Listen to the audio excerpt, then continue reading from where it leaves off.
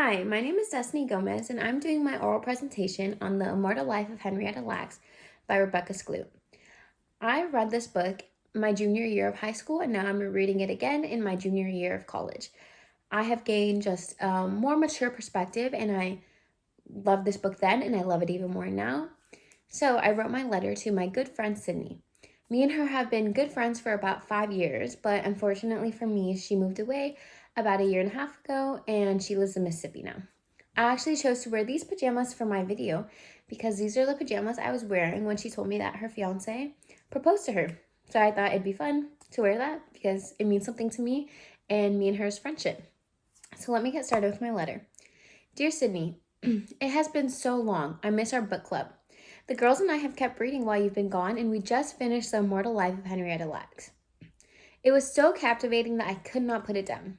Henrietta Lacks was an African American woman whose cells were taken without her consent. These cells led to many medical advancements, but they were obtained through injustice. I'm writing to inform you of the injustices many faced so that we could benefit from these medical advancements. Henrietta Lacks was a wonderful woman with a family and a full life. When she developed cervical cancer, she went to Johns Hopkins for treatment.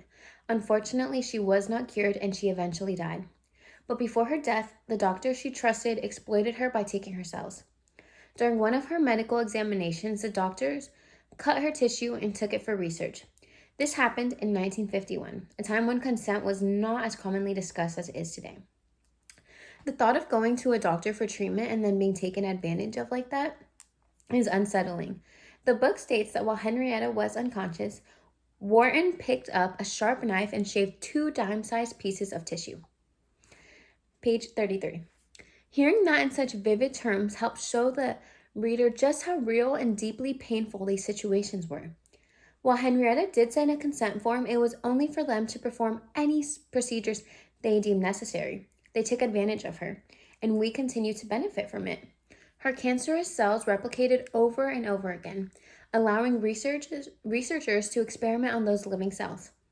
This inspires us to be extremely grateful for those who sacrificed for us and to strive to avoid repeating the same mistakes.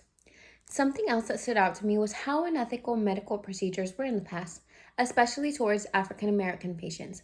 Henrietta's case was not the only one where an African American patient was taken advantage of. This created a great deal of mistrust towards doctors and hospitals. People should trust in doctors, police officers, teachers, and other authority figures. It is disheartening to think that people were led to distrust those that were supposed to care for them.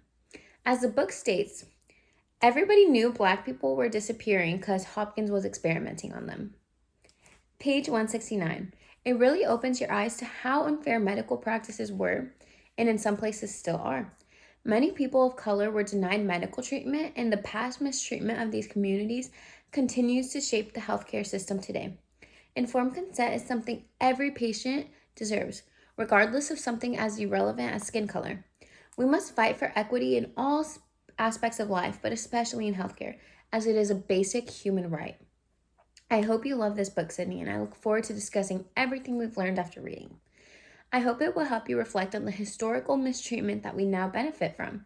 It can inspire us to create a better future and to be more grateful towards those who came before us. Health is something everyone has a right to, and it is deeply unfortunate that people of color have been continuously taken advantage of. Sincerely, your deepest friend, Destiny Gomez. Thank you for listening to my letter and hearing my presentation.